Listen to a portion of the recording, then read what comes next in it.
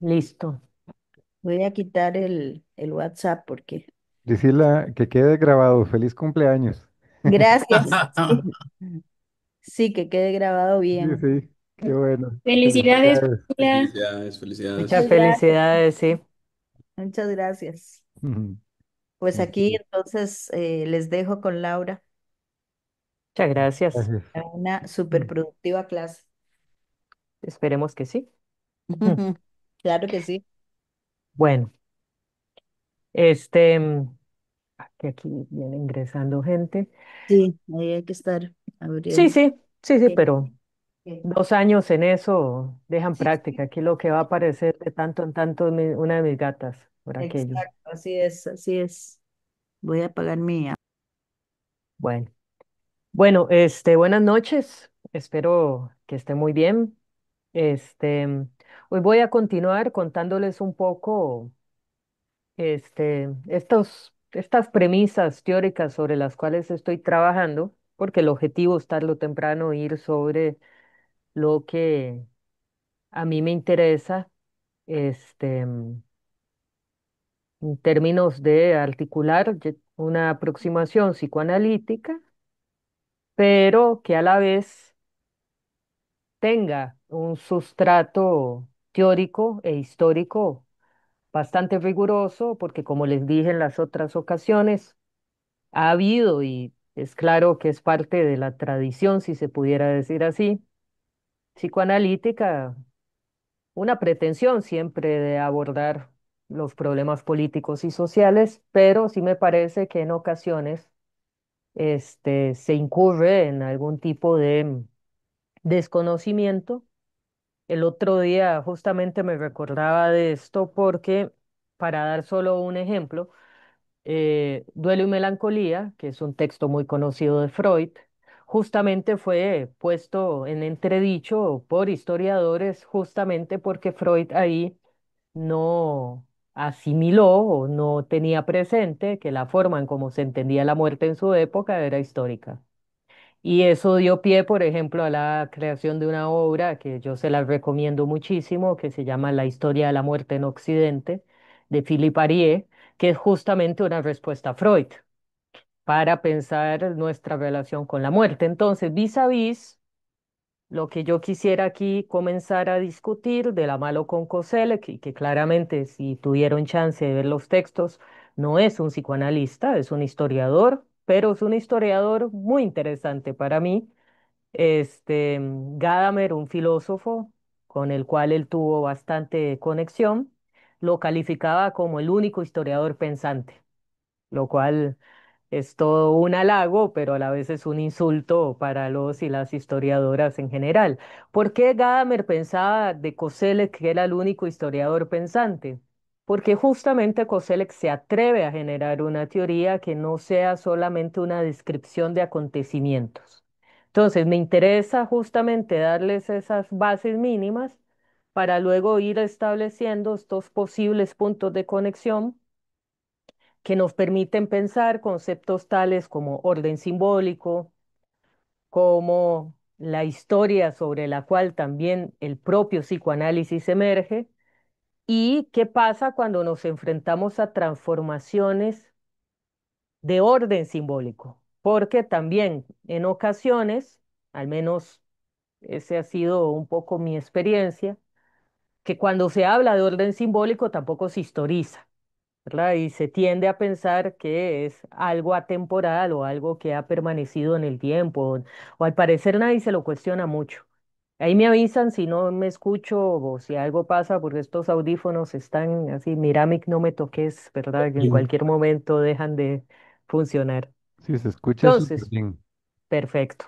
Entonces, lo primero es que, este, tal vez para darles una cronología de lo que les envié.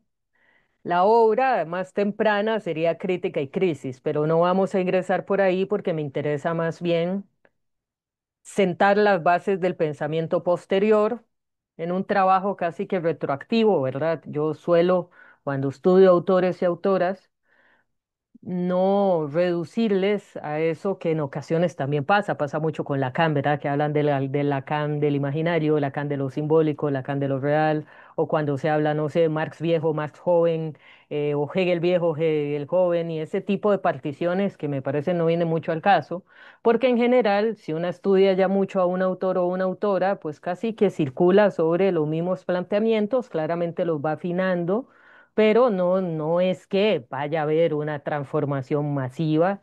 Y en el caso de Koselleck, eso fue lo que ocurrió, ir afinando.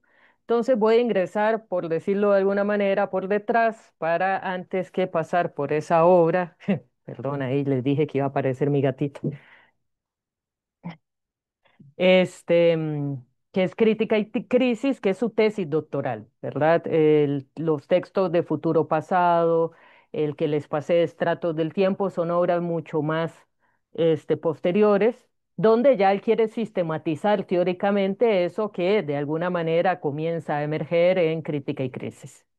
Entonces, lo primero es que para Koselleck, y eso lo mencioné la vez pasada, no hay una historia total. Entonces, en eso coincide y esto es importante también para ir precisando los fundamentos epistemológicos y ontológicos que permiten jugar con diferentes corrientes de pensamiento para ponerlas a jugar, porque una cosa importantísima en lo interdisciplinario es que no se trata de agarrar autores y autoras y meterlos todos en un saco y qué bonitos suenan todos y todas. Es que sí tienen que compartir presupuestos mínimos de cómo se entiende, por ejemplo, el ser o si no hay ser, de cómo se entiende la sociedad o la comunidad humana, cómo se entiende, si se entiende como sujeto, por individuo, por persona, cada uno de estos conceptos lleva direcciones distintas. Koselleck me parece que es en esa línea ontológicamente cercano porque, al igual que un presupuesto que está clarísimo en Lacan, de la premisa del no todo, para Koselleck no es posible, ya es una imposibilidad y así lo trabaja justamente. Él establece que es imposible hablar de una historia total. Por consiguiente, ya de antemano eso nos permite jugar con el lugar que tiene el lenguaje para Koselleck. Ahora, Freud no es posible sin Kant y Kant desde hace mucho había establecido que para toda experiencia tiene que haber un lenguaje que la haga posible.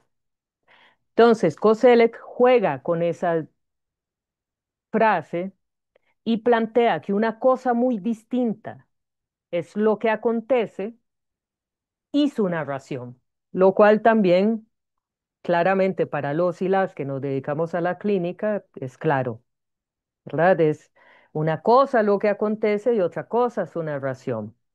Y es en esa tensión que para él se escribe la historia. Por eso es que espero que rápidamente ustedes también coincidan conmigo de que hay acá una aproximación muy sugerente, que además me gusta mucho esto, no tiene por qué ser críptica en su descripción, porque él lo pone así tal cual.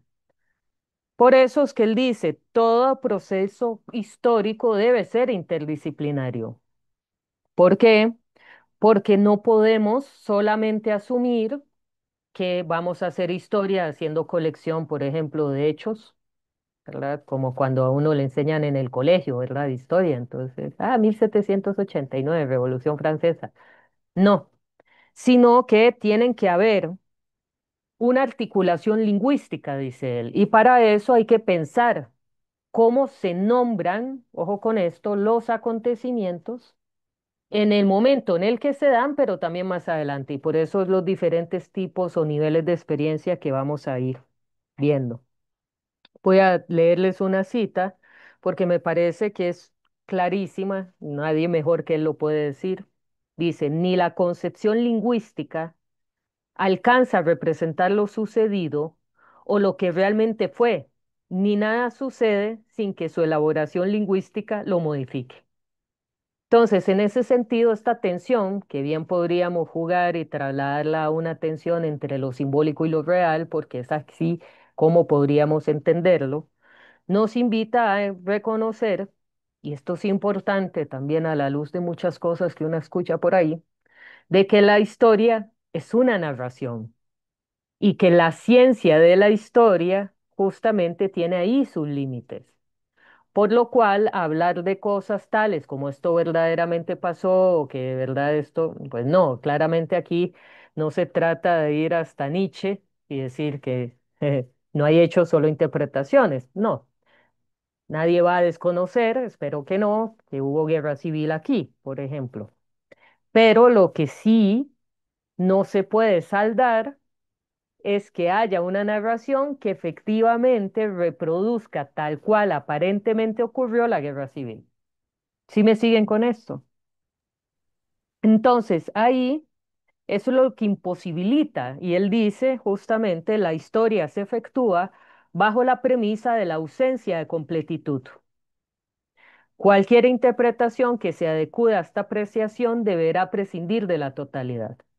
Entonces, por consiguiente, acá de lo que se trata es del establecimiento de premisas que permitan gestar una interpretación, pero no es una interpretación última.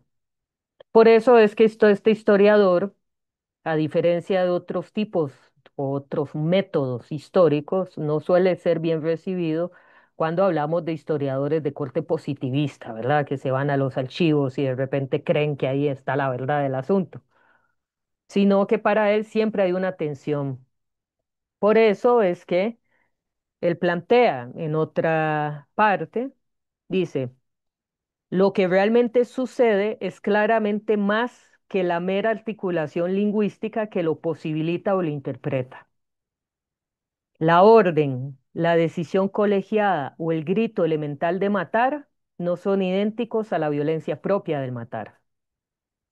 Vean que él sigue jugando con esta doble concepción.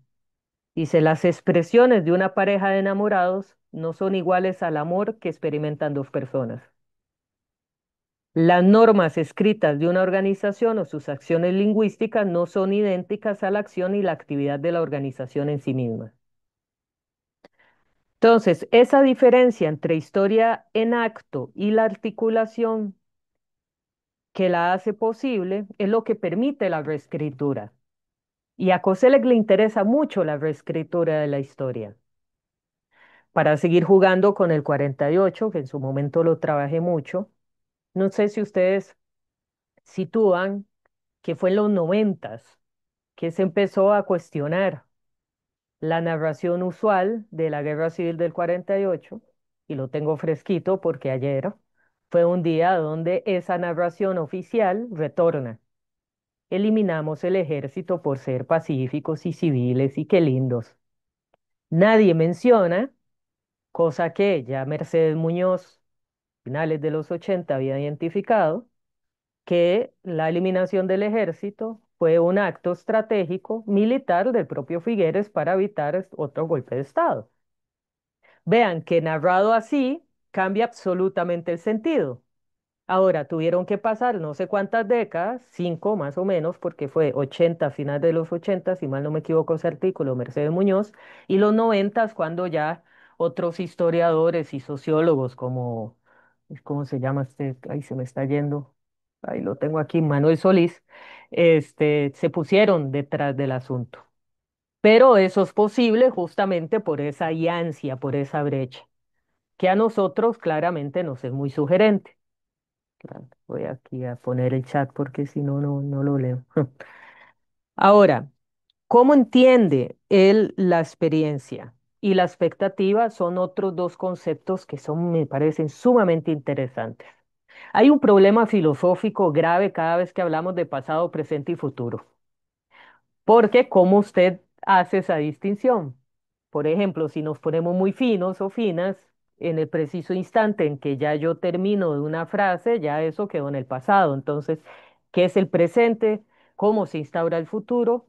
También son cosas que a Coser le interesa. Está desarrollando una teoría de la historia, ¿verdad? Entonces, él establece dos categorías metahistóricas que también nos permiten jugar mucho con nuestra experiencia clínica y también con la potencialidad que tiene esto para dialogar con conceptos del psicoanálisis. Él, antes que hablar de pasado, frente y futuro, prefiere establecer dos categorías metahistóricas. Es el capítulo de futuro pasado, que es experiencia y expectativa. Ahora, déjenme ver porque aquí me están preguntando alguito. Daniel, en ese sentido que el acceso a la cosa en sí misma es imposible, ¿sí? No, no es medio kantiano, es neocantiano. O sea, sí se inscribe ahí. Es más, se le ubica como un neocantiano porque justamente lleva hasta la última consecuencia a Kant. Porque recuerden que para Kant hay una distancia entre la cosa en sí y el sujeto que la percibe, es decir, la subjetividad trascendental ahí opera y que por eso está la distinción entre el noumeno y el fenómeno. Ahora, Koselleck lo lleva hasta su última extensión porque eso sí, Kant, como pensador ilustrado, no aplica esto a su propia lectura de la historia. Y cuando uno lee qué es la ilustración, pues claramente ahí Kant patina. Ahora, sí, en esa línea, esta perspectiva, pero insisto, a veces una puede ser un poco injusta, pero sin Kant no existiría Freud, por más de que Freud claramente también pone en cuestión la subjetividad trascendental kantiana, pero son mínimos de pensamiento para que se geste lo otro. En el caso de la experiencia y la expectativa, él lo denomina categorías metahistóricas, es decir, aquí él se está atreviendo a formalizar la historia. Pero a mí me gusta mucho la selección de las palabras que devienen concepto, porque formalmente no requieren de contenido. Es decir, una experiencia puede ser cualquier cosa, una expectativa puede ser cualquier cosa. Por eso es que son categorías formales del tiempo histórico. Entonces, jugando con esto, ¿qué expectativas tienen ustedes para febrero? Aquí, en esta finca. Claramente, esas expectativas para COSELEC van a responder a nuestra experiencia. Sin embargo, esto no es así de sencillo. Ojalá fuera así de sencillo. Entonces, por experiencia y expectativa, por eso él dice, no se trata de denominaciones históricas, porque ahí es donde él extiende también a Kant. Es decir, él sí establece esto y me parece que funciona como una base ontológica que sí podría ser universal. Toda experiencia se acompaña de una expectativa, ¿sí o no? Inclusive la expectativa de la novedad, ¿verdad? Porque hay que estar en disposición para la sorpresa, ¿verdad? Si no hay disposición para la sorpresa, bueno. Ahora, eso le permite a él entonces desplazar la idea del pasado y pensarlo como experiencia y el futuro como expectativa. Sin embargo, como les digo, no es tan simple, ¿verdad? Porque primero, no estaríamos hablando de conceptos recíprocos o proporcionales, es decir, que a mayor experiencia, mayor expectativa, no. Tampoco se trata que a menos experiencia, más expectativa, no. Hay múltiples operaciones lógicas detrás. En ese sentido, esto está en otra parte, pero muy interesante. Él comienza a analizar conceptos políticos dependiendo de la carga de experiencia o la carga de expectativa que traigan. Entonces, por ejemplo, él ubica el comunismo como un concepto puro de expectativas. ¿Por qué? Porque nunca se ha realizado. Y como es un concepto puro de expectativas, no hay experiencia histórica que lo pruebe, pero esa apertura más bien permite que se le llene de cualquier cosa. Entonces, por eso el insulto de comunista, Koselleck lo explica de esta manera. Como es un concepto puro de expectativas, puede ser llenado con cualquier cosa, es un cascarón. De igual manera, otros conceptos, dice él, que ya devienen un concepto, ya sea de pura experiencia, de cosas tan lejanas que no necesariamente nos producen expectativa. Yo esperaría, por lo menos no en la experiencia histórica, a mediano plazo, no esperaría un rey aquí, pero ojo, la historia puede sorprender, un poco jugando con estas cositas, ¿verdad? Entonces, en ese sentido, esta entrecruzamiento, que es variable, y vamos a ir viendo que Koselleck no habla de orden simbólico, habla de diferentes arreglos con relación a las estructuras temporales.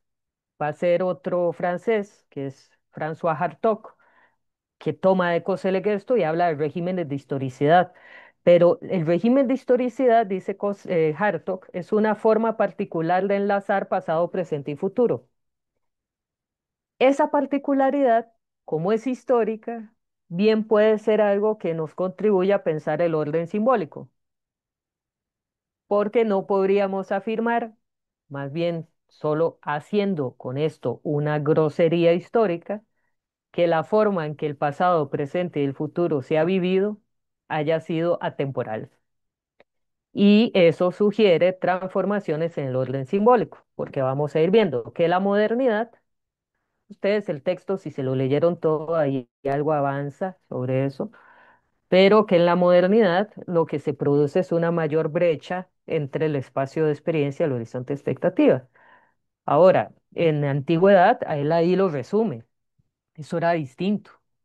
Yo aquí me atrevería a decir, no solo estamos hablando de que si antigüedad, edad media o modernidad o inclusive el ahora, que hay que ver cómo se llama, sino inclusive a nivel cultural. El otro día estaba viendo un pequeño video de una filósofa africana que habla de que, y aquí desgraciadamente me juegan contra mi desconocimiento porque África no es una cosa, ¿verdad? Es enorme, pero no recuerdo exactamente en qué culturas africanas no existe concepto de futuro. Ellos y ellas entienden el tiempo mirando hacia atrás, o sea, el tiempo se mueve hacia atrás. Cuando lo explican para nosotros y nosotras occidentales es tremendamente abstracto, o sea, porque tiene que ver con que para esas personas, y tal vez aquí la metáfora más adecuada sea la siguiente, es que para esas personas el pasado, perdón, el presente va avanzando y construyendo futuro, es decir, es conforme vayamos haciendo cosas que se abre el camino. Hay juegos de video así, ¿verdad? Pero no sé si todo el mundo acá ha jugado jueguitos de video, pero es el equivalente a cuando uno va abriendo un mapa. Usted no sabe qué hay ahí, lo va construyendo conforme va avanzando. Entonces, el sentido de las acciones está depositado en el pasado, porque al final de cuentas, el tiempo no se movería al frente, sino hacia atrás. Les traigo esto para ejemplificar de que no podemos, sino a riesgo de una grosería histórica y cultural, pensar que todo el mundo entiende el tiempo de la misma manera en como lo entendemos ahora. Y en ese sentido, el tiempo como dimensión es parte del orden simbólico. Entonces, eso sí me lleva a mí a hipotetizar. Hay múltiples órdenes simbólicos, que es una idea que vengo hace rato dándole cabeza, porque habría que considerar esto a nivel histórico y a nivel cultural. Em, Eso nos lleva entonces a estas dos grandes metáforas, ¿verdad? El espacio de experiencia y el horizonte de expectativa. Entonces, vean que la experiencia, la voy a definir, es un pasado presente. Dice, cuyos acontecimientos han sido incorporados y pueden ser recordados. Pero en la experiencia se fusiona tanto, dice él, la elaboración racional. Y ojo, aquí como alemán que es él, yo no sé, porque tengo, se lo mencioné la vez pasada, es una deuda de investigación porque es muy fina, pero hay que meterse ahí, porque él dice tanto la elaboración racional como los modos inconscientes del comportamiento. Yo no sé si él ahí está hablando descriptivamente o tópicamente, pero algo le permite a él, más allá de si es descriptiva el uso de la palabra inconsciente, introducir la idea de que parte de la experiencia histórica trae cosas que nosotros desconocemos o que al menos no son accesibles. Insisto, no puedo asegurar que Koselleck se haya metido ahí a jugar de freudiano, pero mínimamente el hecho de que le dé lugar a lo no sabido también es algo que nos permite jugar. Porque en el otro texto, ahí aparece, voy a ir haciendo estengarse para no hacer muy largo el asunto, que la historia de larga duración, ese tercer gran tipo de experiencia, como experiencia trasfondo, puede ser desconocida. Vuelvo al ejemplo de duelo y melancolía. ¿Qué es lo que dice Philippe Arien cuando abre el libro? Y que claramente a él se le ocurrió eso leyendo a Freud y diciendo, pero usted, señor, ¿qué? Al final de cuentas, está hablando de una teoría acerca de cómo los seres humanos elaboran o procesan o trabajan, ya sabemos que eso es todo un debate, el duelo, asumiendo que el duelo es ahistórico. Ahora, ¿por qué Freud asume eso? Porque Freud no estaba en un momento histórico donde esto estaba pensándose como algo histórico. ¿Sí me siguen? Entonces, es en esa línea, ustedes y yo asumimos una cantidad de tesituras que de alguna manera provienen de ese espacio de experiencia a larga duración. Yo soy bastante lectora de ciencia ficción y ahorita me estoy leyendo a Cixin Liu, que es conocido ahora por la serie de Netflix El problema de los tres cuerpos. No sé si la ubican. Es un autor chino, ganador del premio Hugo, que es el premio a ciencia ficción 2015. Está maravillosa. O sea, es, mm, impresionante la capacidad de escritura del tipo. Y ahí Cixin Liu justamente apunta a cómo, haciendo una labor, porque él juega bastante además con sus antecesores, ¿verdad? Y en un gesto muy semejante, por ejemplo, a la escritura de de Duna, que son miles y miles y miles de años hacia el futuro. Él juega mucho con eso y juega con caracterizar nuestra época. Y él habla de que en esta época lo que hay es un excesivo temor, pero justamente ubicándose de lejos, ¿verdad? Porque ¿qué es lo que pasa? Les decía la vez pasada, si nosotros y nosotras no reconocemos que llevamos 3 siglos hablando de estar en crisis, ¿cómo vamos a valorar y distinguir la crisis de la crisis, por decirlo de alguna manera? Volviendo a la moralización de la política que mencioné hace un par de sesiones, esa fórmula que luego vamos a ver con Koselleck, bajo la cual los burgueses se presentaban en su momento, y cuando hablo burgueses acá es como estamento, no como clase, todavía no estoy aquí poniéndome roja por el momento. La burguesía como estamento le gana la mano, por decirlo así, a la nobleza, a la aristocracia, porque se presentan bajo esta premisa. Nosotros somos apolíticos, apolíticos. Vayan a ver las candidaturas de Trump, la candidatura de Chávez, la candidatura de todos los que ahora están saliendo en cuanto a anuncio posible una vez en televisión. Si notan, casi todos y todas se definen como apolíticos. Y eso es una estrategia que lleva 400 años en funcionamiento. No, es que yo no pertenezco a esos, ¿verdad? Esos son los inmorales, yo no soy inmoral, yo soy apolítica, pues yo no participo de eso. Ahora, son estrategias que solamente se reconocen cuando hay labor especializada, por eso es que actúan como un trasfondo no consciente. Y ni qué decir de cualquier relativa idea de futuro. Por ejemplo, ese Xiu Li Liu lo pone muy bien, es decir, es solamente a partir de la revolución industrial que aparece la idea de futuro, porque ustedes se van al medievo, al año 1000 en adelante, el mundo acaba. Detrás de eso, al menos en Occidente, el mundo cíclico. No había una dirección. Ahora, mucho de nuestro reclamo político y de nuestro malestar es que nosotros y nosotras nos pasamos repitiendo esta frasecita que en sí misma lo que hace es incorporar, por definición, que hay una continuidad histórica. Es, ¿cómo es posible que en pleno siglo XXI sigan ocurriendo estas cosas? Cada vez que alguien espeta una frase así, lo que está diciendo es justamente su tiempo, porque no reconoce de que en otros momentos de la historia nadie estaba esperando que el futuro fuera mejor.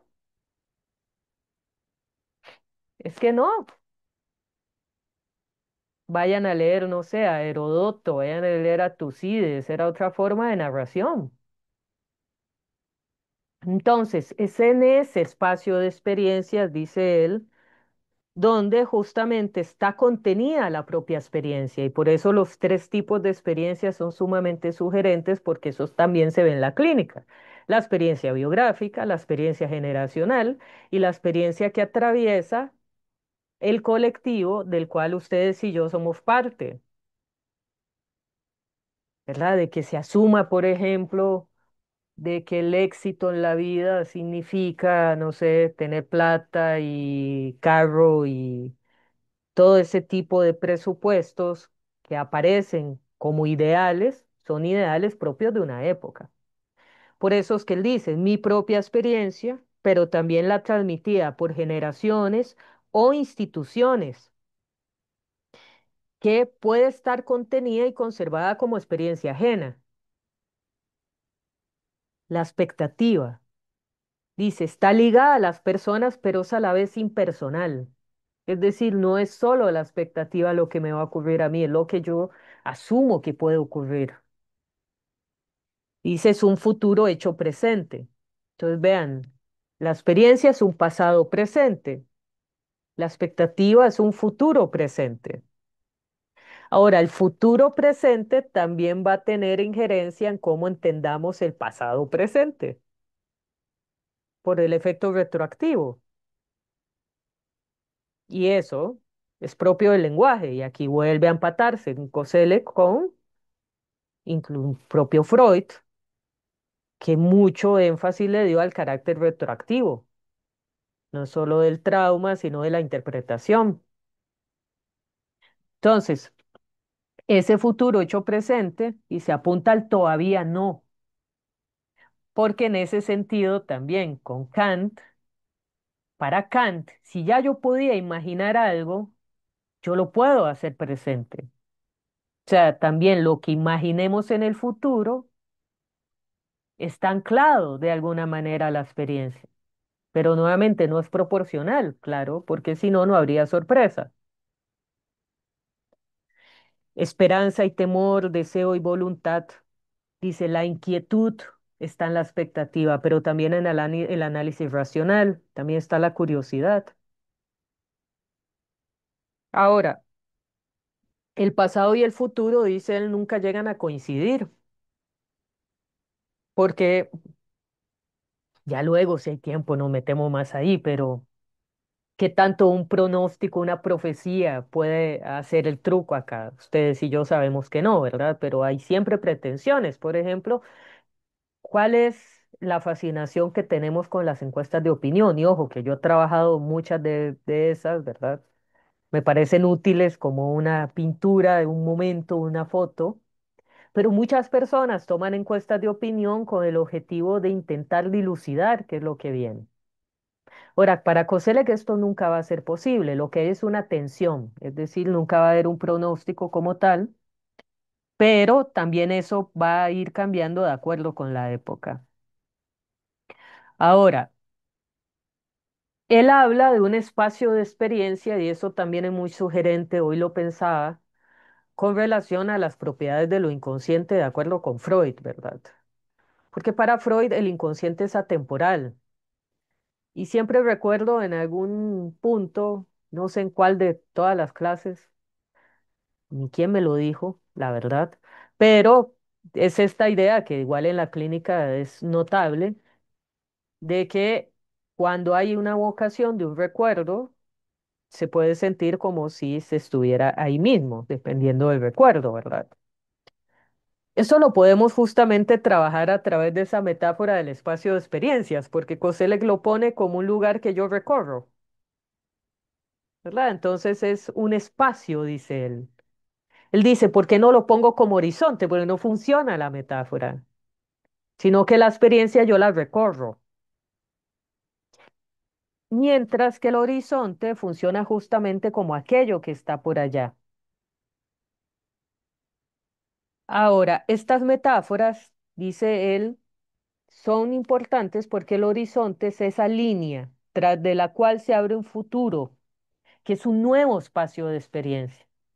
También la idea de horizonte nos permite pensarla a la luz de, sí, yo voy caminando, pero el horizonte se mueve, entonces también la acumulación de experiencias modifica el horizonte.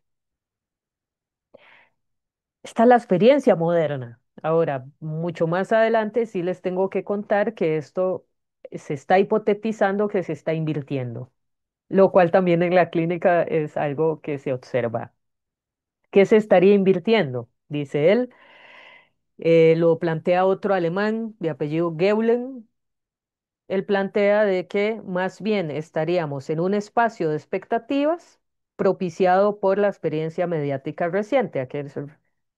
¿A qué se remite? Les voy a ejemplificar fácilmente. No sé cuántas veces una escucha, ¿verdad?, que alguien está por salir o una misma está por salir y honestamente también formo parte de la época y ya como ya tenemos acceso a todo, entonces yo me meto, me fijo en el restaurante, me fijo en el menú y porque soy una gran antojada, ya me pongo a ver qué me voy a comer, ¿verdad? Y ya yo sé de antemano, casi que segura que voy a ir a hacer. Ahora, a mí me da por ahí, ¿verdad? A otra gente le he escuchado cosas que ni me muero de risa. El otro día un estudiante me dice que necesita hablar con un compañero mío de oficina, que algunos de ustedes conocerá, que es Juan Diego Moya. Y entonces le digo yo, y Juan Diego siempre está ahí, porque es tal cual, el profesor vive ahí. Y ese para mí es todo un chiste con él, ¿verdad? Que él pasa ahí. Entonces me dice el estudiante, pero no tendrá usted una foto. Yo, ¿cómo? Le hago, le estoy diciendo la oficina, el número de la oficina, usted nada más llega, es el único que va a estar ahí. Es que no sé cómo es.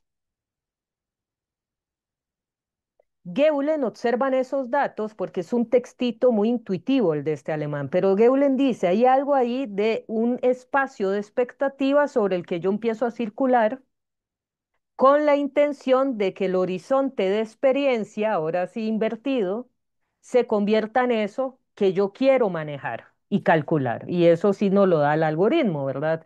¿Cuántos de nosotros y de nosotras ya nos vamos a un lugar sin saber cómo vamos a llegar? En general cuesta mucho, ¿ah? Entonces, nada más les adelanto porque es algo muy, muy sugerente de la época que también nos puede ayudar a pensar, ¿verdad? De repente yo escucho personas que dicen cosas así. Es que si yo voy a salir con tal persona o con un grupo de amigos, me da cosa porque no sé qué voy a decir, no llevo nada planeado, no sé si voy a ser interesante. Entonces, es anticipar constantemente con base en, dice él, un espacio de expectativas. ¿Y qué crea ese espacio de expectativas? Las redes. Esto es un poco la tesis que está trabajando Geulen y que para mí me parece tremendamente sugerente a la luz de que sí, si una lo mira desde esta óptica, las personas están evitando la incertidumbre apostando por controlar la expectativa, lo cual claramente tarde o temprano pues revienta y revienta feo, ¿verdad? Porque es claro que esto no es sostenible. Entonces, en esa línea, no me voy a detener demasiado en lo que sigue con relación, en el texto, ¿verdad? De cómo esto se puede entender históricamente. Otro día podemos ir ahí porque sigo con dejar establecidas unas bases y ya luego podemos conversar un poco más. Sí quedó claro lo del espacio de experiencia, el horizonte, expectativas. Es- con todo y todo, también antes de avanzar, nada más quisiera leer esta cita que me parece también muy interesante y muy aguda de parte de él. Dice, ya sea porque una experiencia contenga recuerdos erróneos que son corregibles, ya sea porque nuevas experiencias abren nuevas perspectivas, dice, el tiempo aclara las cosas porque se reúnen nuevas experiencias. Dice, incluso las experiencias ya hechas pueden modificarse con el tiempo. Los acontecimientos de 1933 sucedieron definitivamente. Estamos hablando del alza del nazismo, ¿verdad? Pero las experiencias basadas en ellos pueden modificarse con el paso del tiempo. Entonces, las experiencias se superponen, se impregnan unas a otras y se aparecen nuevas esperanzas o desengaños, nuevas expectativas, abren brechas y repercuten en ellas. Entonces, en ese sentido, la ruptura del horizonte de expectativas funda una nueva experiencia y esa ganancia en experiencia moviliza también el horizonte. Por eso es que un momento como el en el que estamos, donde la emergencia de lo nuevo cada vez se va viendo más imposibilitada, puede llevar a algo bastante problemático en términos de nuestra condición de ser histórico, ¿verdad? En cómo nos entendemos y cómo entendemos nuestra relación con lo novedoso. Y cuando él habla de esta superposición, ahora sí vayamos a los tres tipos de experiencia, los estratos del tiempo. Como vivimos en un país tremendamente sísmico, aquí es fácil utilizar la metáfora, porque cuando él habla de estratos, también en otras traducciones aparece como sedimentos del tiempo. Él está pensando fallas, está pensando diferentes estratos geológicos. Y acá tenemos miles de fallas, ¿verdad? Entonces yo creo que no tengo que explicar muy bien cómo las fallas se superponen, se mueven, ¿verdad? Así él piensa la experiencia del tiempo. Por eso es que el otro día dice el chiste con los rasgos premodernos que habitan todavía este mundito y que justamente responden a esa superposición de experiencias, como hablar de Mercurio y el horóscopo, ¿verdad? Y ahora que hay luna, entonces de repente una anda ahí según para más de uno o una, más loquilla. Pero bueno, los tres tipos de adquisición de experiencia hay que pensarlos así, como diferentes estratos. Entonces el primero, dice él, es el biográfico, es la sorpresa. Pero es una sorpresa que a la vez es generacional, ¿verdad? Porque él habla de, claro, pueden haber eventos singularísimos, ¿verdad? Obvio que sí. Pero también hay sorpresas y primeras experiencias compartidas. El primer día del kinder, el primer día en que alguien va a la playa, el primer día en el que se observa, no sé, una montaña gigante, no sé. Todo ese tipo de experiencias, él la denomina experiencia originaria. Si no hay biografía ni historia sin eso. Ahora, son experiencias únicas y por eso es que generacionalmente nos topamos constantemente con esa recurrencia de las experiencias únicas. Cuando estábamos en media pandemia, yo utilizaba ese ejemplo, ¿verdad? Una cosa es tener el conocimiento histórico de la gripe española de 1918, o inclusive en mi caso, yo recuerdo haber vivido el H1N1 en México y a mí me encerraron por 22 días. Muy ilusamente yo pensé en el momento de la pandemia que eso iba a ser así. Vean la relación, experiencia, expectativa. Cuando a mí me llegan y me hacen sacada de letras, porque yo estaba dando clases ese horrible día, y me dicen, profesora, tenemos que cerrar la universidad porque entramos, no me acuerdo de cómo lo pusieron. Yo, ok, yo en mi cabeza, yo dije, sí, 3 semanas. Tómela 2 años de desgracia virtual. Entonces, ahora bien, nuevamente. Ahí tenemos una experiencia que sí podemos calificar, son pocas esas, ¿verdad? Pero originaria globalmente. Alguna que otra persona ya muy mayor probablemente, pero no hay que descartar vivió la gripe española y andaba por ahí. Era, pero ya muy mayor o habría que ver si lo recordaba. Pero para nosotros como globo, o sea, y eso es tal cual, es un acontecimiento global, la pandemia fue un evento único, biográfico e irrepetible, esperemos. Esperemos. Ahora bien, dice Koselleck, tenemos esa experiencia, pero ¿qué pasa cuando esta experiencia única, biográfica, comienza a repetirse? Entonces, otro ejemplo. Yo no sé ustedes, pero cuando Trump en el 2016, bueno, pongámosle 2015, que es cuando inicia la campaña, se lanza, con todo y todo, yo decía, no, no, no, ¿qué va a estar llegando ese tipejo?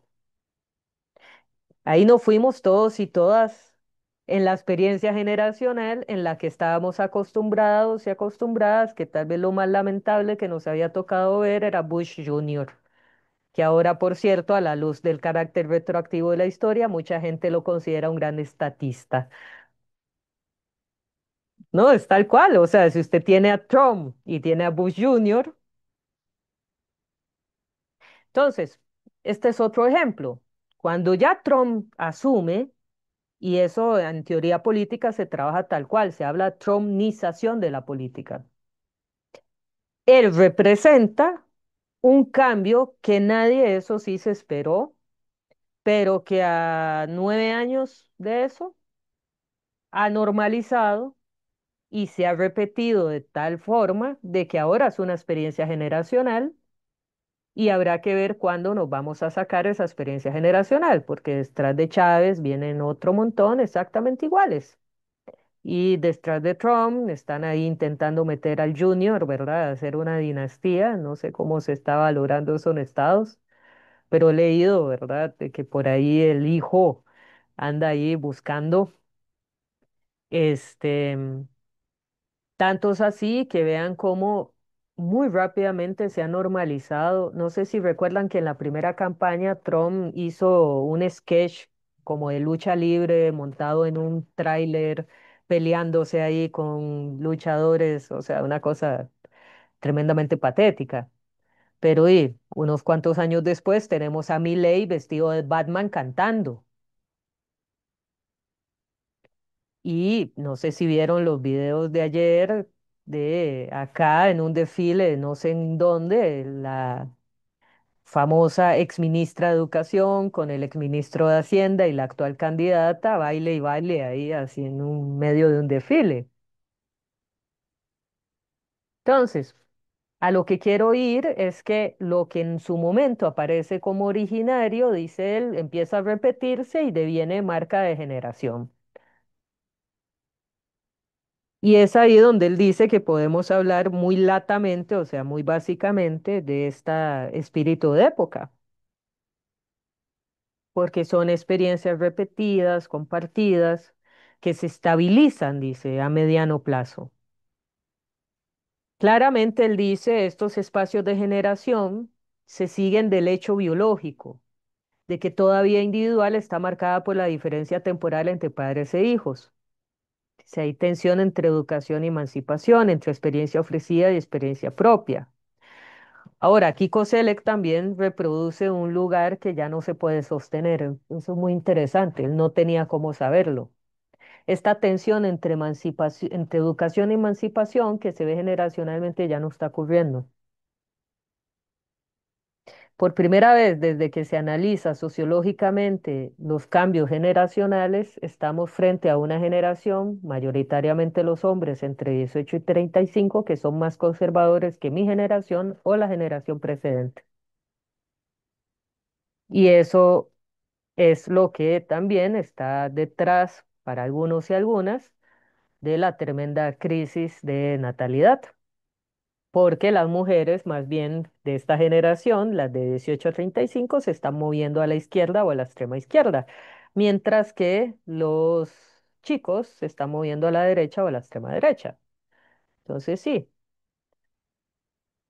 esto que inclusive el propio COSELE casi establece casi como una regla, no se cumple tampoco. No por definición, toda generación más joven va a ser más progre que sus antecesores. Y por último, dice él, estaríamos frente al ensamblaje ya de diversas experiencias generacionales. A él le interesa también marcar cómo en el mediano plazo, porque podemos jugar, la experiencia de primer grado sería corto plazo, la de segundo tipo, segundo grado sería de mediano, y la tercera a larga duración, tercer tipo de experiencia o largo plazo. De que ahí en el largo plazo es donde se establecen y se disputan los vencedores y los vencidos. Vuelvo al ejemplo del 48, pero también podríamos ir a, por ejemplo, las teorías postcoloniales contemporáneas. Son filósofos y filósofas africanas, indias, tratando de darle sentido a semejante brutalidad en la que se vieron inmersos. Entonces, es ahí, dice él, en esa tercera gran, en ese tercer gran tipo de experiencia, donde, dice él, paso lento o a poco, sin que nadie se sienta afectado, se desplazan las experiencias generacionalmente asentadas o adormecidas. Eso recuerda, no sé si alguna aquí recuerda a Berger y Luckman y cómo en ay, ¿cómo se llamaba ese libro?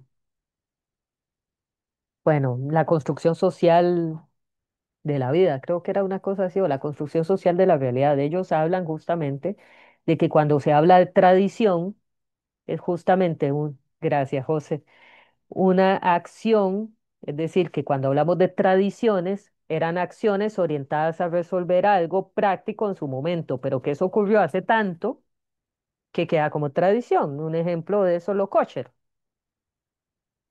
Para las personas judías, la alimentación kosher es una tradición, pero que en su momento histórico respondía a una cuestión de higiene. Pasan los siglos, queda como tradición, se pierde ahí el origen. Berger y Lugman ahí son muy claros en eso, o sea, la tradición es una acción orientada a resolver algo que se perdió el origen.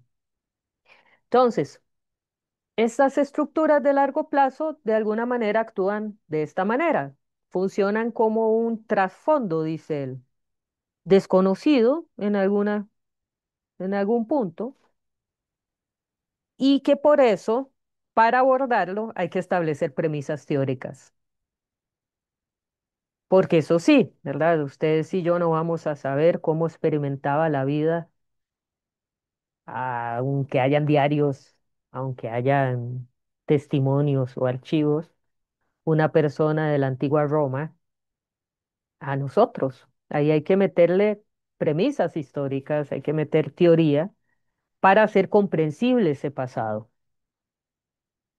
Por eso es que él plantea como ejemplos de esto, es por ejemplo el capitalismo. Capitalismo es una estructura de larga duración en la cual ustedes y yo estamos, que a alguna que otra persona cuestionamos, pero que en general para la gran mayoría es cómo funciona el mundo. O sea, porque hablemoslo fuera de las burbujas universitarias, fuera de nuestras burbujitas inclusive de amigos o amigas, porque claramente estas ideas sí circulan en algunos sectores, pero también hay que ser realistas. Fuera de estas discusiones, en general, las personas suelen asumir que el capitalismo es la forma económica y que no hay otra forma posible porque así funcionan las cosas y así es como lo dice la gente, desconociendo que existen y han existido múltiples formas de organización política económica que no tienen por definición que concentrarse en el lucro, en la plusvalía o en el incremento en la tasa de rotación del capital, que eso es lo que hace el capitalismo, acelerar el proceso de ganancia. También él dice, hay que pensar, por ejemplo, en la antigua Roma, ¿verdad? O sea, habría que preguntarse cómo vivieron, dice él, los y las romanas la caída del Imperio Romano, si en algún momento lo reconocieron. Entonces, ese último tipo de experiencia es el que él denomina como experiencia histórica en un sentido estricto o específico. Y es ahí donde pueden aparecer la reescritura y él en el texto luego va más adelante, habla del método y demás. Pero es ahí donde puede aparecer justamente la reescritura de los vencidos. Es en la larga duración donde ya se puede reescribir. La mediana habría que verlo, dice él, porque también ahí la experiencia generacional puede ocasionar un efecto de sesgo, ¿verdad? Pero es en la larga duración donde él dice, ahí está nuestra experiencia histórica. Por ejemplo, en nuestro caso, yo puedo coincidir mucho con la crítica de colonial y poscolonial, sin duda. Aquí hubo un epistemicidio del cual no sabemos mayor cosa. Lo que podemos ver son restos que a mí siempre me han parecido tremendamente horrorosos. ¿Cómo es posible que desconozcamos tanto de nuestra historia local, y estoy hablando del continente, que en buena parte de los países latinoamericanos hayan monumentos o calles a un genocida? Paseo Colón. Es el equivalente que dentro de 400 años en Palestina haya un paseo Netanyahu.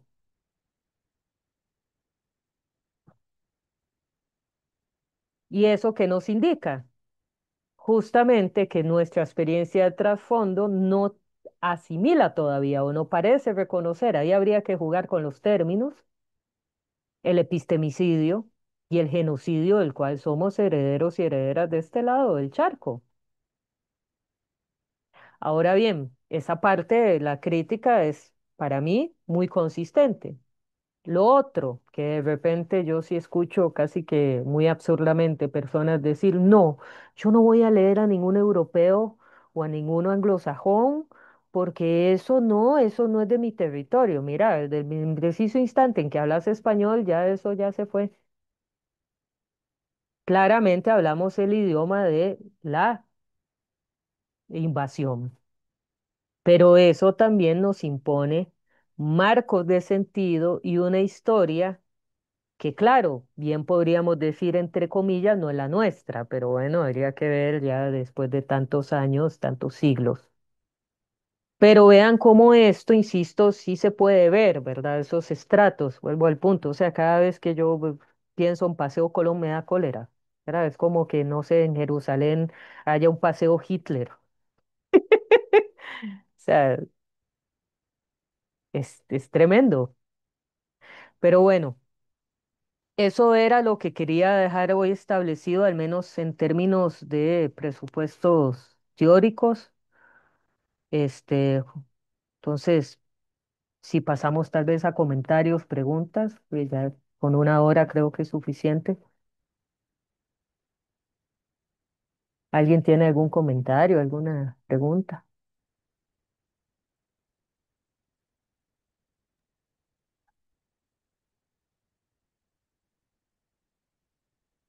Porque si no, igual puedo seguir, ¿verdad? O sea, nada más que se puede convertir esto en un tremendo monólogo.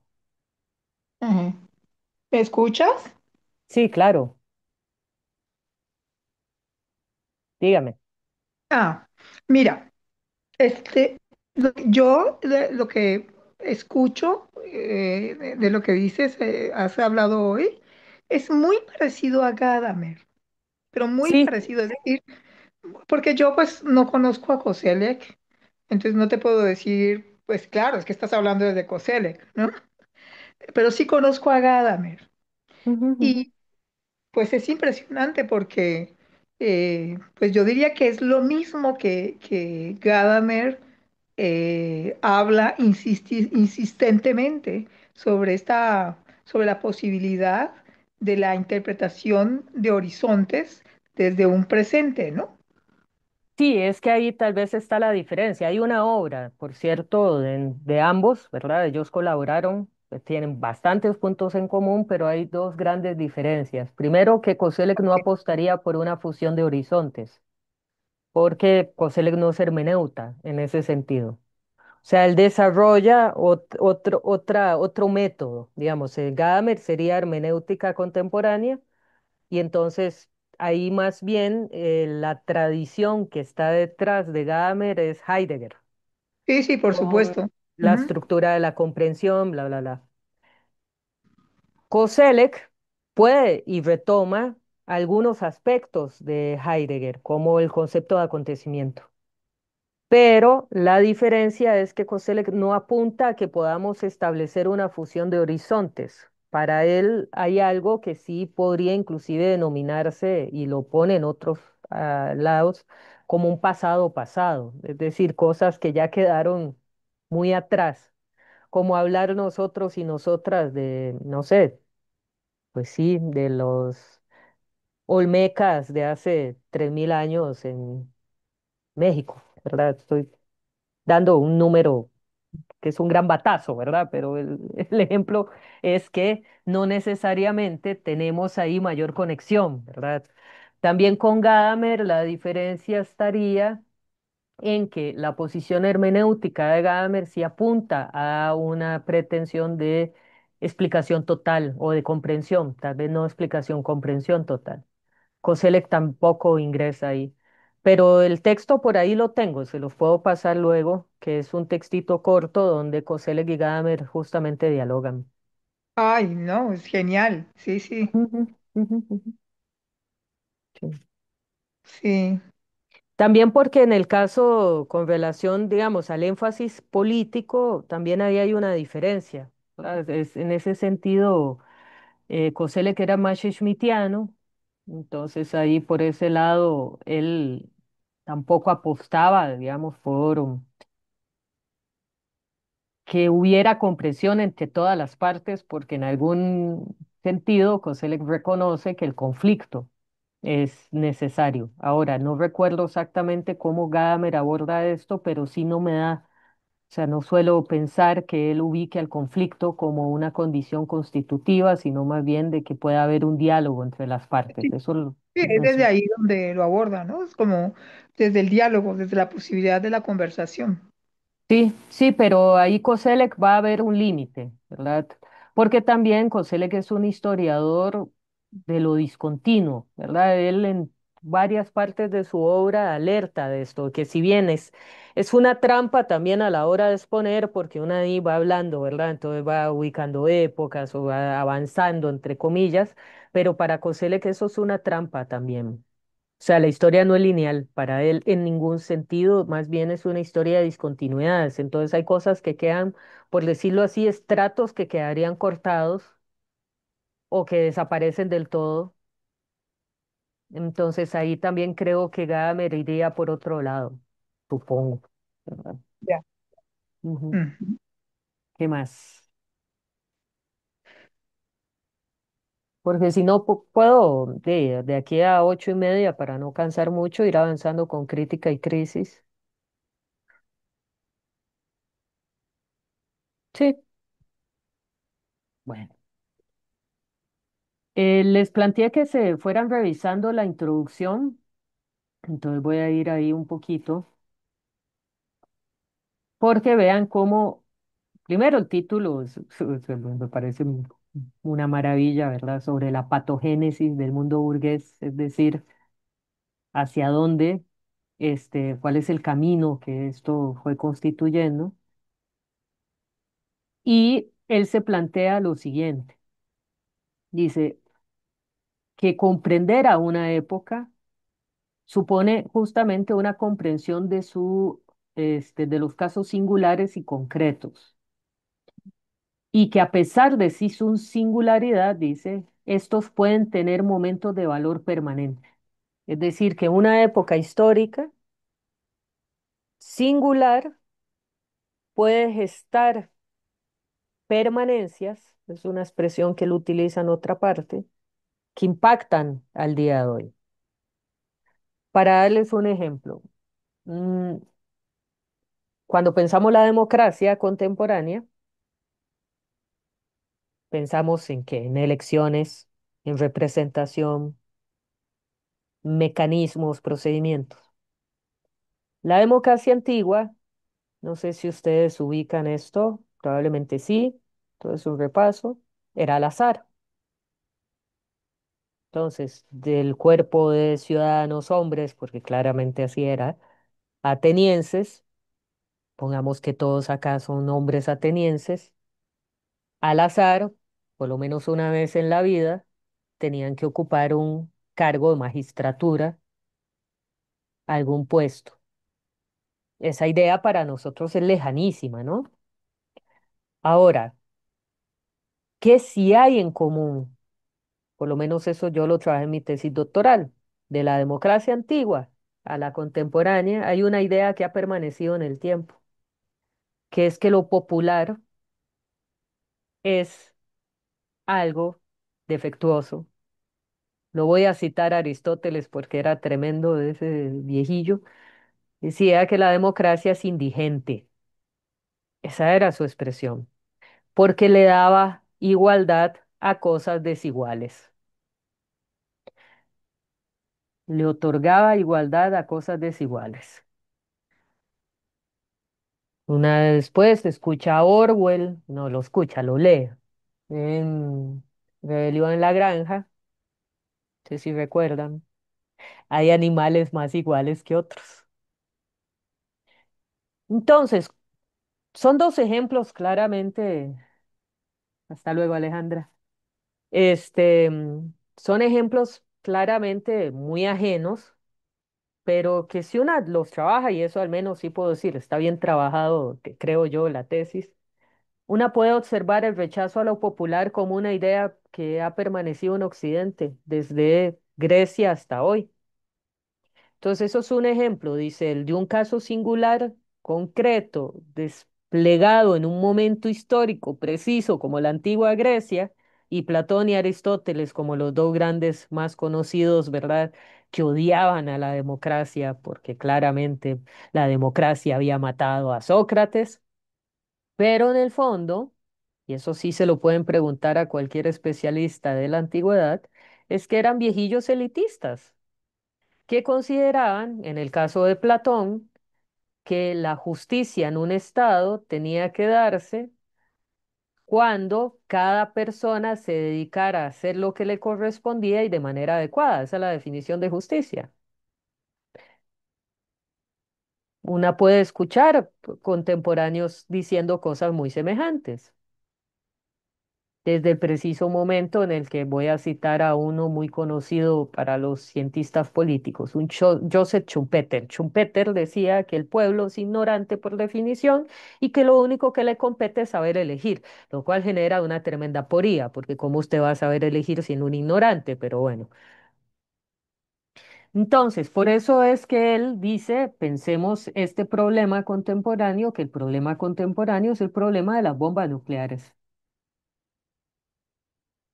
Y ahí estamos, ¿verdad? Esa es otra cosa que yo no sé, pero generacionalmente yo sí veo que hay muchos, mm, a ver, que las generaciones más jóvenes se olvidaron de la amenaza nuclear.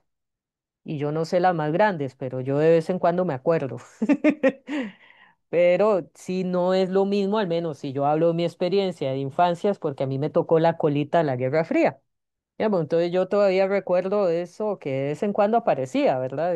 Que eran películas, series, como que de repente la amenaza nuclear ahí estaba. Ahora creo que está más patente la amenaza climática que la nuclear, pero la nuclear sigue estando, ¿verdad? O sea, Trump tiene los botoncitos a la mano, ¿verdad? Entonces, por eso es que también esta investigación de Koselleck me parece tremendamente pertinente, porque él sí se pregunta, o sea, ¿qué hemos hecho para, en un momento de altísimo despliegue tecnológico, podamos idear unas armas así? Ahora hay armas peores, ¿verdad? Este, hace poco vi que ya existen de esos rayos láser como los que una veía cuando veía Fábula chiquitilla y que desaparecen gente. Entonces, También no sé si han visto ustedes Black Mirror, la serie, los perros mecánicos, ya hay de esos. Así que yo espero de unos 5 a lo sumo 10 años, exagerando, vayamos a ver de esos. Entonces, esos los usan para contención de manifestaciones, por ejemplo. Entonces, imagínense qué bonito va a ser ese día.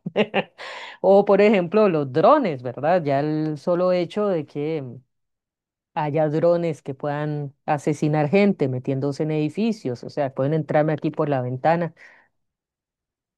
Entonces, sí, o sea, la pregunta Coselex se las trae, ¿verdad? Más allá de que podamos contestar muy rápidamente con que ahí sí, la pulsión, ¿verdad? Todo muy bien, ¿verdad? Yo podría decir, sí, ahí se juega la pulsión de muerte, pero eso no nos sirve de nada para entender los problemas. O sea, es una respuesta que honestamente es más cajonera que otra cosa.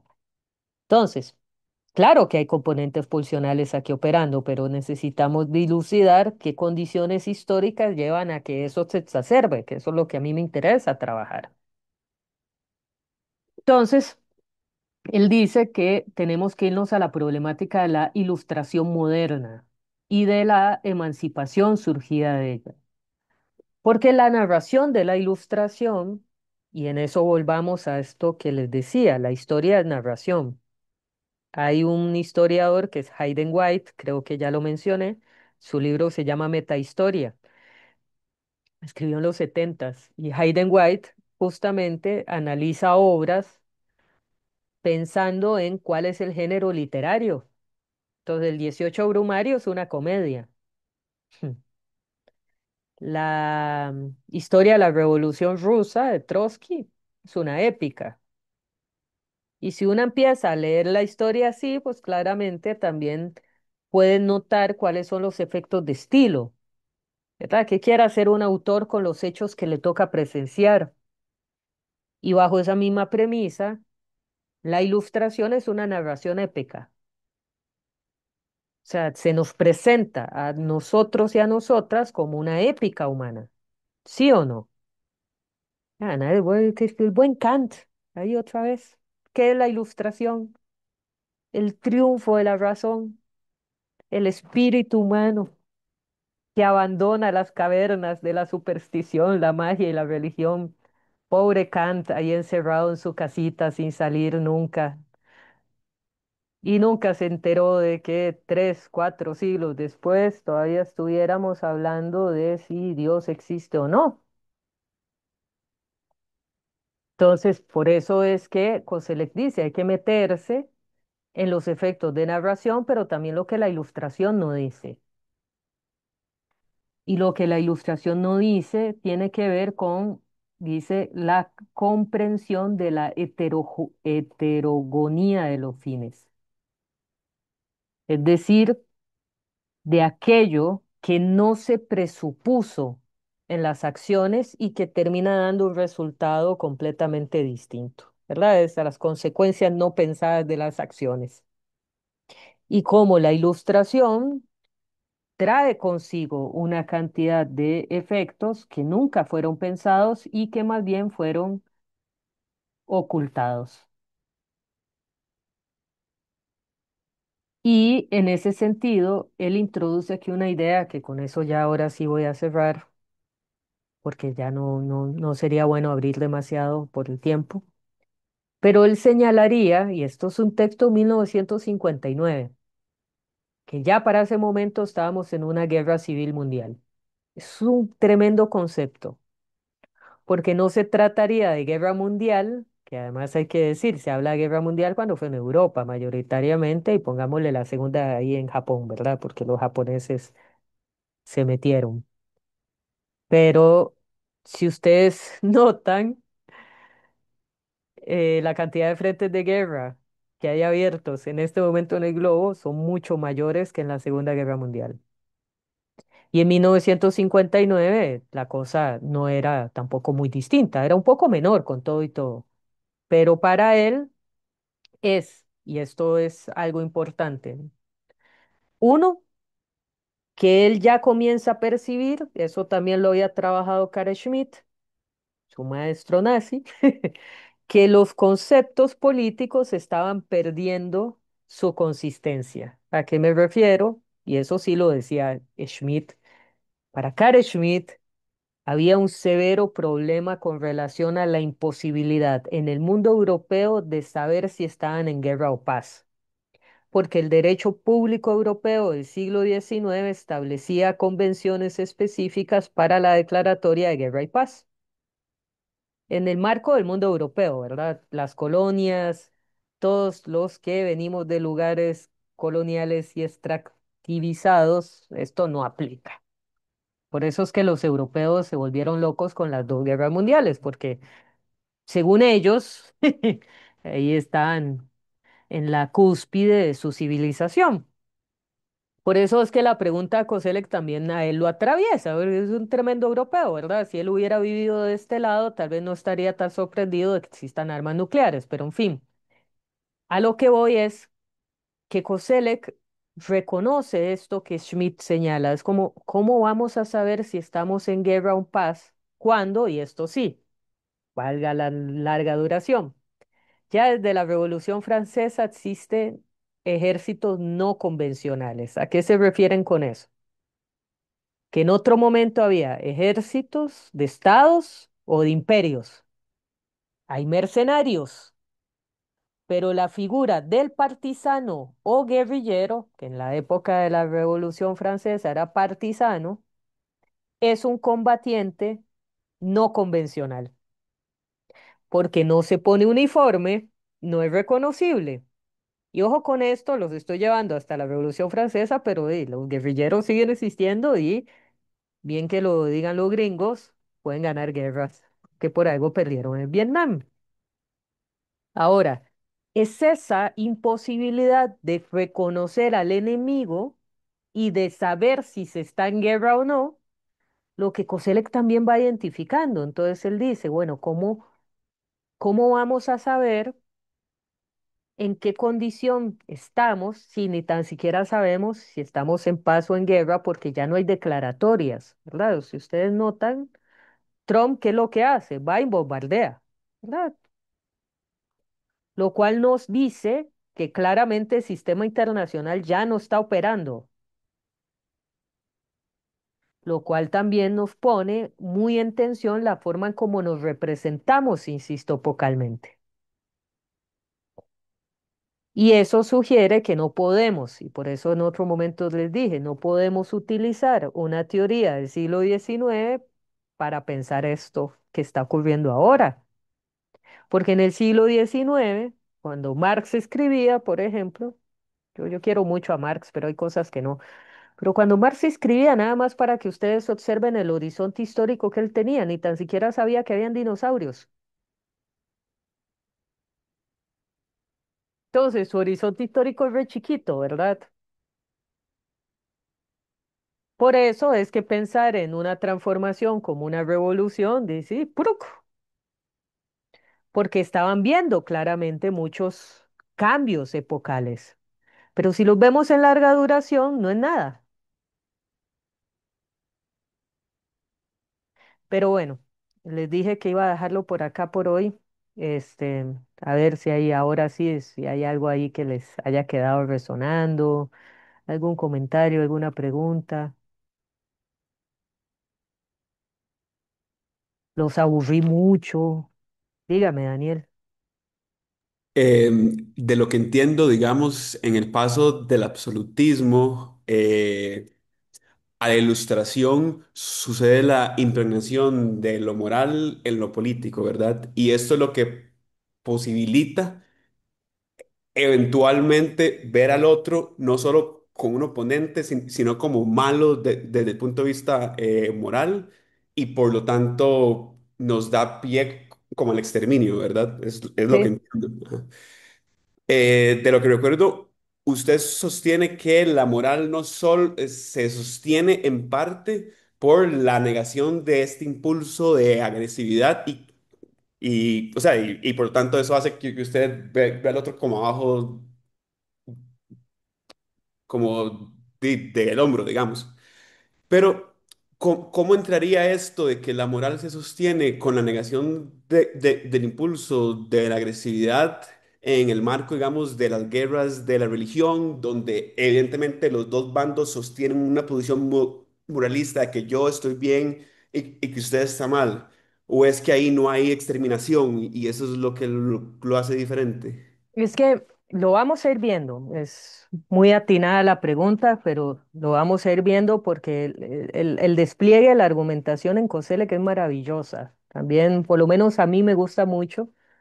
Este, pero bueno, es porque soy muy ñoña, entonces. Pero la argumentación sigue de esta manera. El absolutismo, y para eso, si alguno o alguna quiere profundizar, un muy buen ejemplo es leer el Leviatán de Thomas Hobbes. Entonces, en el absolutismo, el soberano absoluto tiene, valga la redundancia, potestad absoluta.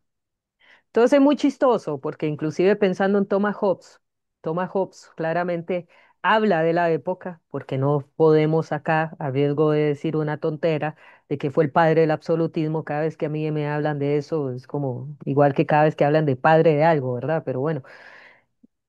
No, él está viendo la época, ¿verdad? Entonces, claro, eso sí, cuando él escribe el Leviatán, Thomas Hobbes consideró que el Leviatán tenía que ser el equivalente a la Biblia. Él se quería mucho. Entonces, él quería que su libro fuera al igual que la Biblia y que cada ser humano en Europa lo leyera. En fin, el soberano tiene potestades que van desde interponer penas, castigos, qué doctrinas se leen en el Estado, cómo se dictamina lo bueno, lo malo, lo justo, lo injusto, lo bello, lo feo. Es decir, el tipo ahí es el equivalente a un dictador contemporáneo, con potestades absolutas.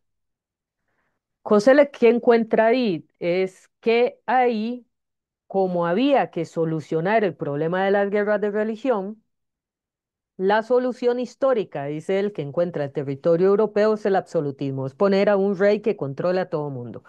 Y por eso Hobbes lo dice precioso, es poner un miedo común. Para que la gente deje de tener miedo entre sí, hay que ponerles un miedo mayor, que es el miedo al soberano.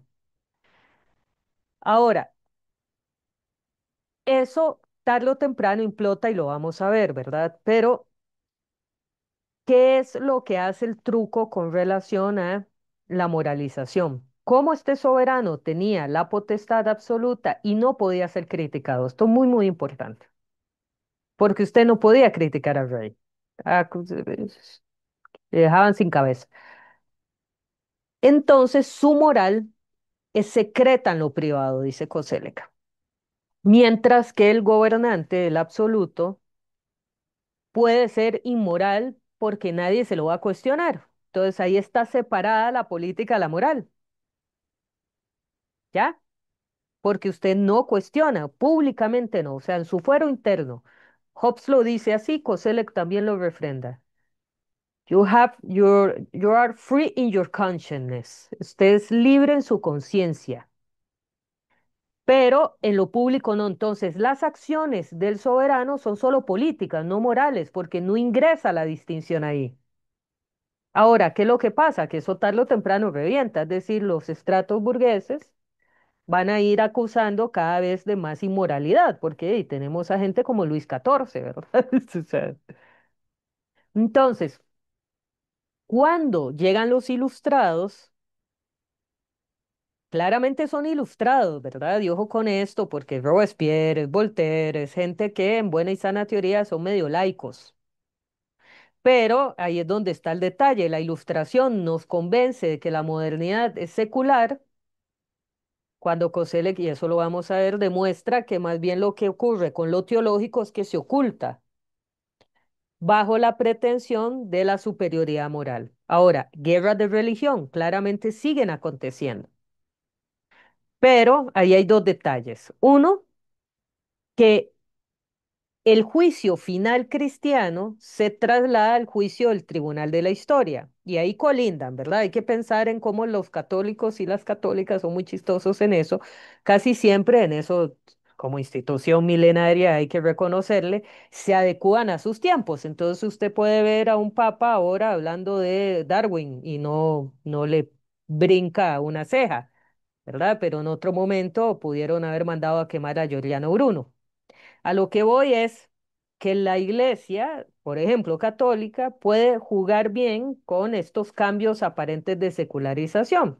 Y ni qué decir los protestantes, porque también el espíritu del protestantismo, diría Max Weber, ¿verdad?, se inscribe en estas mismas épocas. Eso es otro rasgo que permanece. Ahora, ¿qué es lo que pasa? Ahí se conjuga la superioridad moral ilustrada con el conocimiento de los fines de la historia, que ya tal vez no es necesariamente el fin del mundo cristiano. Entonces, esta gente justifica, esa es la tesitura de Coseles, se justifica a partir de la superioridad moral, apostando por que sea la historia en el futuro quien dictamine la certeza de esa posición. Entonces, al enviar la carga de la prueba, dice Coselec, al futuro, entonces usted ahí tiene la coartada perfecta para ejecutar a todo mundo, ¿sí? Porque es la historia quien le dará a usted la razón. Y ahí, como le digo, o sea, es el engarce entre la tradición cristiana. Hay unos que todavía sí siguen siendo bien, en ese sentido, conservadores. Hay un amplio sector del protestantismo yanqui que sí piensa en el fin del mundo tal cual, ¿verdad? Y en el rapture y los 144.000, ¿verdad? Y esas cosas. Pero hay otros y otras que tal vez ya no están abocados a pensar el fin del mundo, pero sí que están del lado bueno de la historia.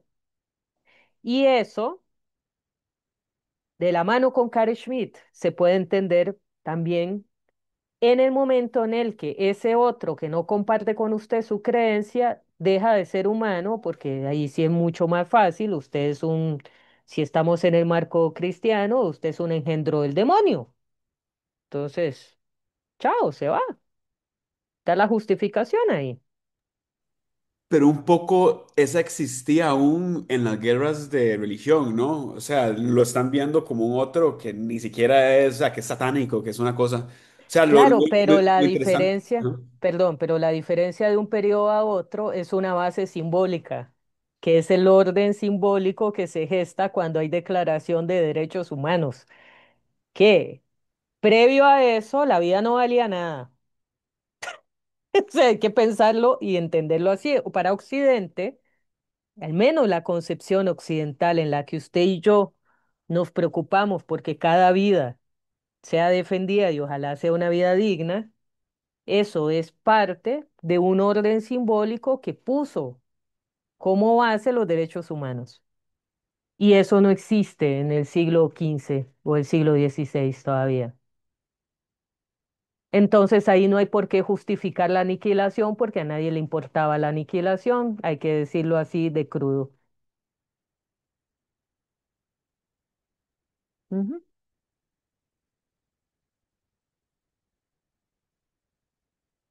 ¿Algo más? Olga. Yo una pregunta que me quedé dando vueltas con el tema de Koselleck de los estratos del tiempo. Y la pregunta que me surge es, ¿qué permite la inscripción de la experiencia? En tanto que Koselleck plantea la experiencia como la incorporación de acontecimientos que puedan ser recordados, pero también venimos hablando de esta cuestión mm, que sucede de nombrar la calle como la Avenida Colón, esto que de pronto parece que no es necesariamente compatible, mm, el recuerdo, la posibilidad del recuerdo. Y esto me abre la pregunta por la retroactividad, ¿no? Sí, Y cómo, Coselec, ajá. sí, cómo pensar la experiencia en una época en la que está el temor a la incertidumbre, ¿no? Y que la experiencia es eso que no se permite. Sí, ahí él, en ese mismo libro, en ese mismo capítulo, él habla de diferentes tipos de registro de la experiencia y cómo también la experiencia biográfica supone un tipo de escritura que no necesariamente es académica, que puede ser simple y sencillamente una cuestión que queda constatada en una conversación o en un registro singular. Él no utiliza psíquico, pero puede ser subjetivo. Ya la experiencia a mediana duración, para él, es en el momento en el que provoca pregunta, en el que hay algo que sorprende donde aparece el registro. porque es la función de la persona historiadora, ¿verdad? Es decir, la historia solo se plantea a partir de las preguntas del presente, eso es tal cual, ¿verdad? O sea, es nuestras preguntas del presente las que nos convocan al pasado, el cual es bastante también clínico. Y es en la tercera modalidad donde ese registro puede llevar a esa reescritura. Ahora, ¿qué es lo que pasa? Volviendo al Paseo Colón, eso está escrito ahí, Ujú. pero escrito de manera tal que se oculta que eso es un monumento a un genocida y queda asociado, al menos en Costa Rica, como parte de eso tradicional, o no sé, o parte de la herencia, porque bueno, yo no sé. No, sí sé, y siempre hay alguno que otro latino o latina que hace eco de la ideología con la cual España narra la conquista, ¿verdad? Entonces, tal vez ahí también está escrito y hay que ver la disputa política por la memoria ahí, ¿verdad? En el entendido que para muchos puede ser claro, gracias a Colón nos sacaron de nuestra condición de salvajes. eh, que cometíamos, ¿cómo es que se llama esto? Sacrificios humanos, ¿verdad? Como si ellos no lo hubieran hecho.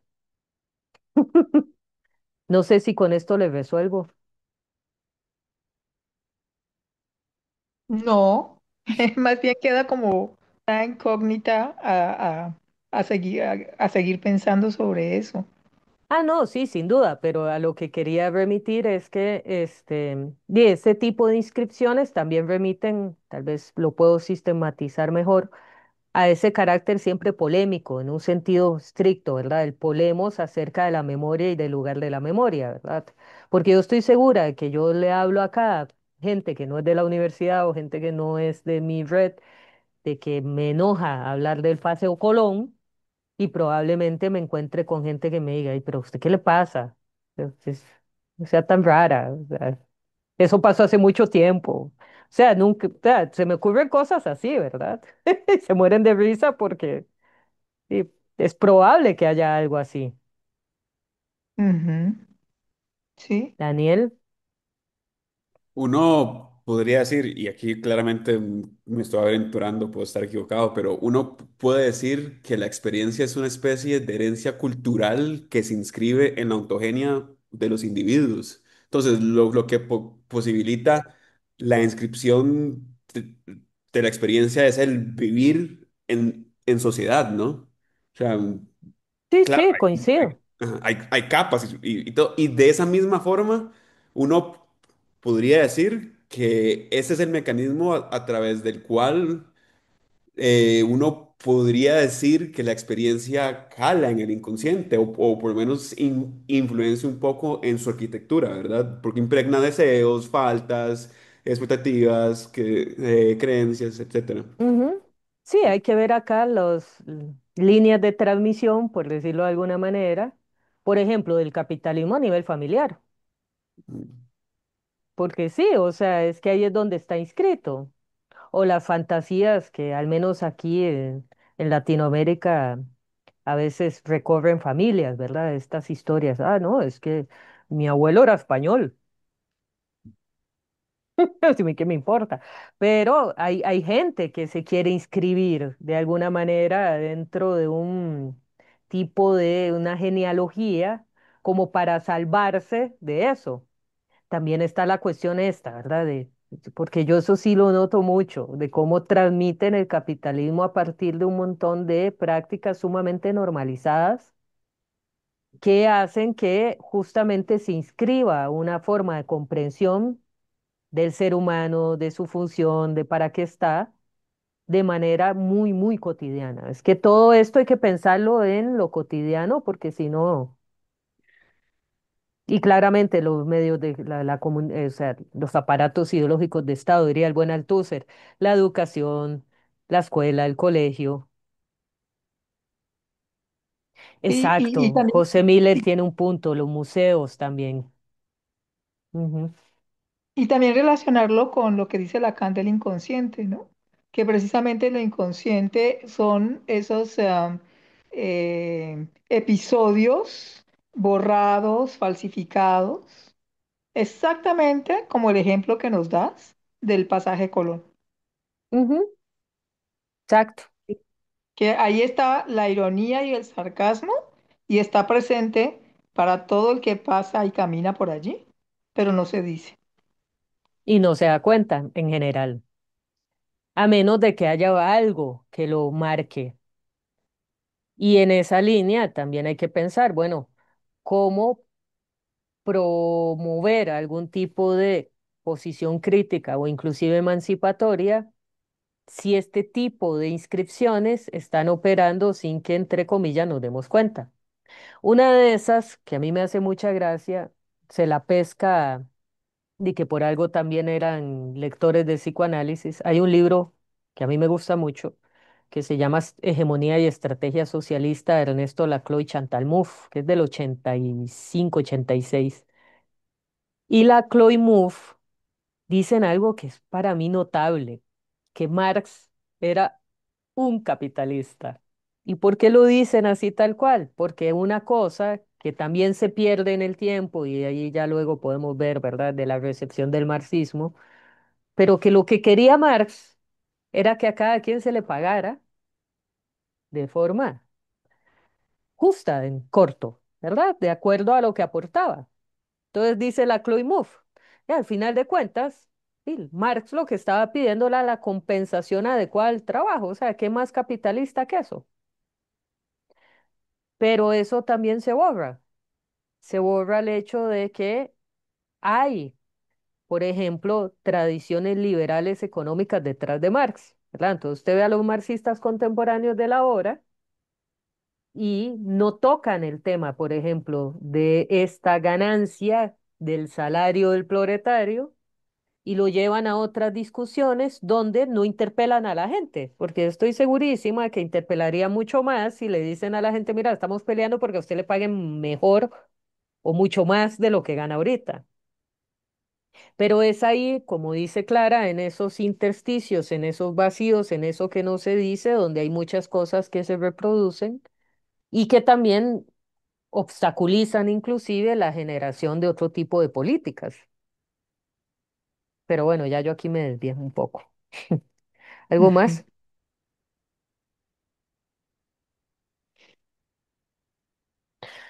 Bueno, estamos entonces. Muchas gracias. Muchas gracias y gracias, Gustavo. Sí, es la necesidad de apropiarse, sí. La cosa es quiénes fueron los que se apropiaron, tal vez, y cómo disputar también esos espacios. En todo caso, sí, hay experiencias sumamente lindas en otras latitudes de renombrar, ya sea monumentos o calles, ¿verdad? En Costa Rica estamos muy lejos de eso, pero esperemos que algún buen día haya un poco más de movimiento. Sí. Muchas Bueno. gracias. Muchas gracias. Muchas gracias a ustedes por la atención. Hasta luego. Buenas Gracias, noches. hasta Gracias. luego. Gracias. Hasta Chao. luego. Buenas noches.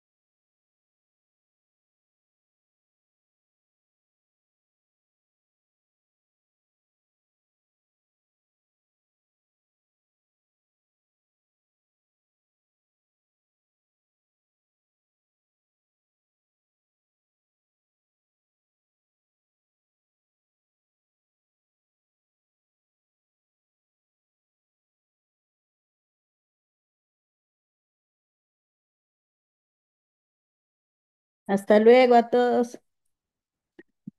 Chao.